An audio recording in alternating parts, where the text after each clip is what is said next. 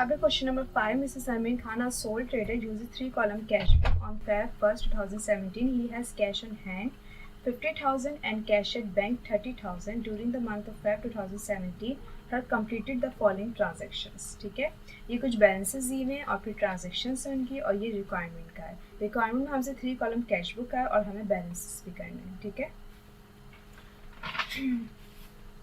तो 3-column cash book का हमने ये कॉलम ड्रॉ किया. ये रिसिप्ट साइट है एंड पेमेंट साइट है. वही नेम वगैरह डालेंगे. 3-column कैश बुक लिखेंगे, मंथ लिखेंगे. ठीक है, सबसे पहले हमने बैलेंसेस लिख दिए फर्स्ट फैब के. तो फर्स्ट फैब का जो बैलेंस था कैश ऑन हैंड वो 50,000 था एंड कैश एट बैंक जो था वो 30,000 था. ठीक है, अब हम ट्रांजेक्शन्स पे आ जाते हैं. ट्रांजेक्शन जो थी फर्स्ट वो थी purchase merchandise for 10,000, pay 30% by cash and by check.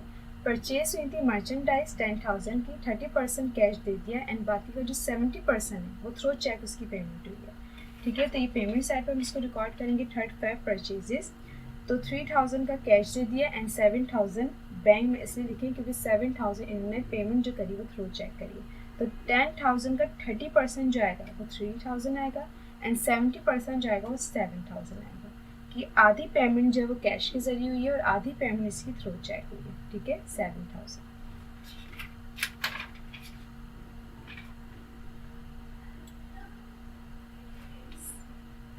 7 Feb purchase furniture for cash 15,000.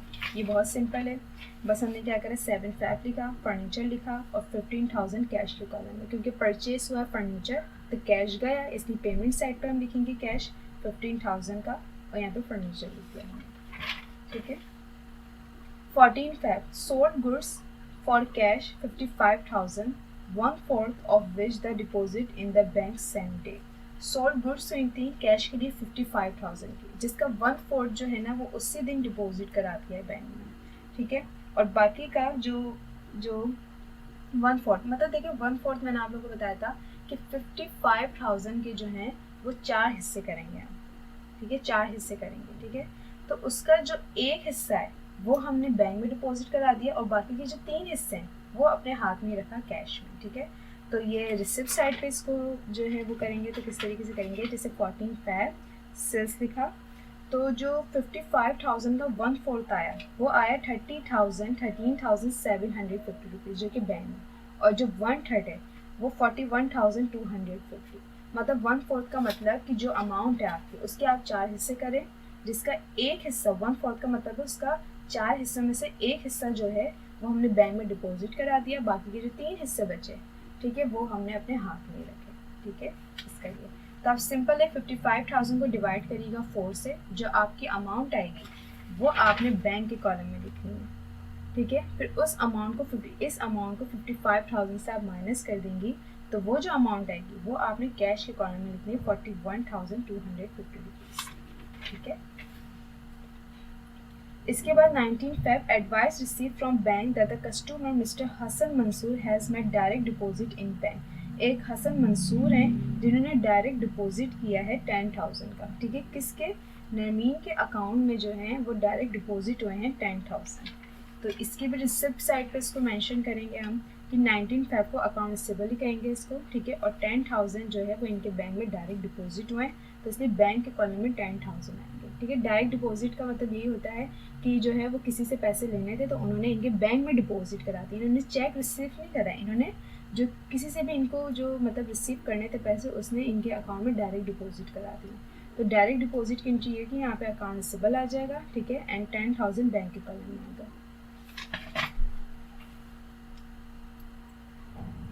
22 Feb pay owner home utility bill 5,000 by cash. ठीक है, pay owner home utility bill, owner कौन है यहाँ पे, मिसेस नरमीन खान. ठीक है, उन्होंने अपने घर का यूटिलिटी बिल पे किया है, तो ये पर्सनल यूज़ है. ठीक है, पर्सनल यूज़ के लिए जो है वो कैश विड्रॉ की. यहाँ पे कैश विड्रॉ की कोई बात तो नहीं है ना, कोई भी पर्सनल यूज़ का कोई भी काम हो तो वो ड्राइंग डेबिट होगा. ठीक है, यहाँ पे क्या हो रहा है, होम यूटिलिटी बिल पे हो रहा है तो उसके लिए कैश विड्रॉ किया है इन्होंने बाय कैश, तो बस ड्राइंग डेबिट कैश क्रेडिट. हम वजह नहीं लिखेंगे कि किस लिए पैसे विड्रॉ हुआ है, किस चीज़ के लिए पैसा जो है वो विड्रॉ किए नहीं, ये नहीं, बस ये लिखेंगे कि भाई ड्राइंग हुई है डेबिट और क्रेडिट साइड पे वो लिखेंगे कि इन्होंने जो है वो बैंक से पैसा लिया है या बिजनेस से पैसा निकाला। अगर बिजनेस से पैसा निकाला है तो कैश क्रेडिट होगा, अगर बैंक से पैसा निकाला तो बैंक क्रेडिट होगा।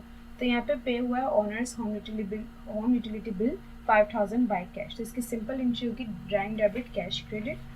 तो 22 Feb ड्राइंग 5000 कैश के कॉलम में आ गया। पेमेंट हुई है ना, इसलिए पेमेंट साइड पे 5000 कैश के कॉलम में लिख दिया। 26 Feb receive cash 13,500 from Mr. OS Shah in full settlement of his account. No.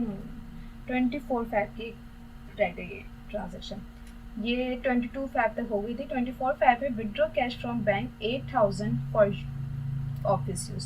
तो ऑफिस यूज के लिए कैश विड्रॉ हुआ है बैंक से। सिंपल एंट्री क्या है इसकी, कैश डेबिट बैंक क्रेडिट, ठीक है, 8000 से। तो ये मैं बता चुकी हूँ पहले। तो जब हम ऑफिस यूज़ के लिए पैसा विड्रॉ करते हैं तो कैश डेबिट बैंक क्रेडिट होता है 8000 का। तो वो 8000 रिसिप्ट साइड पे कैश के कॉलम में आ जाएंगे, और कैश के कॉलम में आ रहे हैं तो यहाँ पे बैंक लिखेंगे, एंड यहाँ पे पेमेंट साइड पे वही 8000 यहाँ पे बैंक के कॉलम में आ जाएंगे। और यहाँ पे कंबाइंड एंट्रीज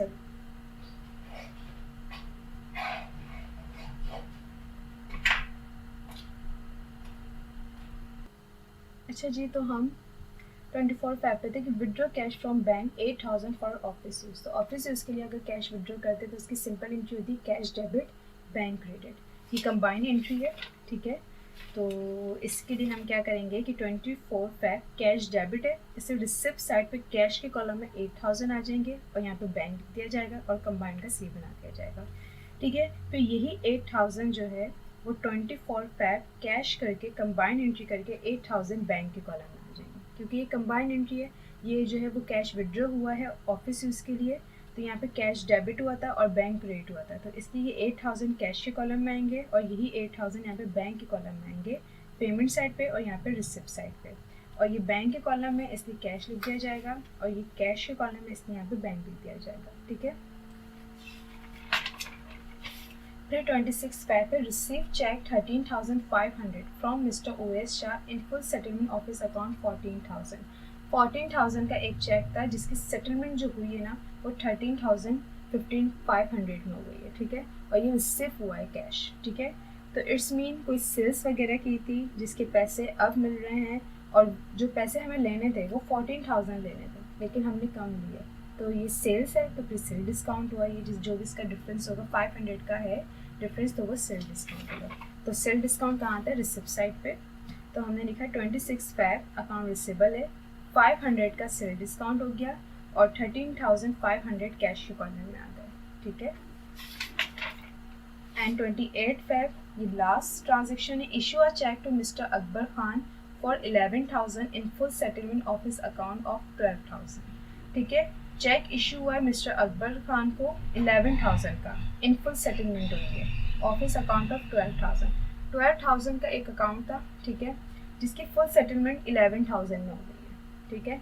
मतलब इशू अ चेक मतलब कोई परचेजेस वगैरह की होगी जिसके पैसे अब अदा हो रहे हैं, तो 12,000 रुपये देने थे लेकिन 11,000 रुपये दी, 1,000 रुपये कम दिए, तो it's mean purchase discount. Purchase discount की जो ट्रांजेक्शन है वो हम पेमेंट साइड पे रिकॉर्ड करते हैं। तो 28 Feb अकाउंट पेबल 1,000 का परचेज डिस्काउंट, और पैसे कितने दिए 11,000, लेकिन चेक इशू हुआ है लेकिन इसलिए 11,000 जो है वो बैंक के कॉलम में आ जाएंगे, ठीक है। चेक इशू हुआ है इसलिए 11,000 बैंक के कॉलम में हमने लिखे, 1,000 परचेज डिस्काउंट में लिखे, ठीक है। अब हमारी ट्रांजेक्शन जो हैं वो ख़त्म हो गई हैं। अब हम बैलेंस कर लेते हैं। तो कैश कॉलम बैंक कॉलम को पहले टोटल किया तो 1,12,750 रुपीज़, 53,750 रुपीज़। फिर हमने पेमेंट साइड के दोनों कॉलम्स को टोटल किया तो 23,000 आया, 26,000 आया, ठीक है। और ये परचेज सेल डिस्काउंट ऐसे आ गया, ये परचेज डिस्काउंट यहाँ पर ऐसे आ गया। अब रिसिप्ट साइड पे जो दोनों कॉलम्स के टोटल थे वो हमने यहाँ पे भी लिख दिया और हमें यहाँ पे भी लिखना होता है, ठीक है। ये 1,12,750 रुपीज़, 53,750 रुपीज़। अब इन दोनों अमाउंट्स को हम एक एक करके जो पेमेंट साइड के दोनों कॉलम से माइनस करेंगे और जो डिफरेंस आएगा उसको balance C D balance B D कर देंगे। तो 1,12,750 रुपीज़ को हमने 23,000 से माइनस किया तो हमारे पास आंसर है 89,750 रुपीज़, ठीक है। फिर 53,750 रुपीज़ को हमने माइनस किया 26,000 से, तो हमारे पास आंसर है 27,750 रुपीज़। ये बैलेंस सी डी 28 पे, ये बैलेंस बी डी, यही दोनों अमाउंट जो डिफरेंस होंगे उन दोनों अमाउंट्स को हमने यहाँ पे लिखना है। बैलेंस बी डी हो गया 1 मार्च। तो क्वेश्चन नंबर 5 आपका कंप्लीट हो गया।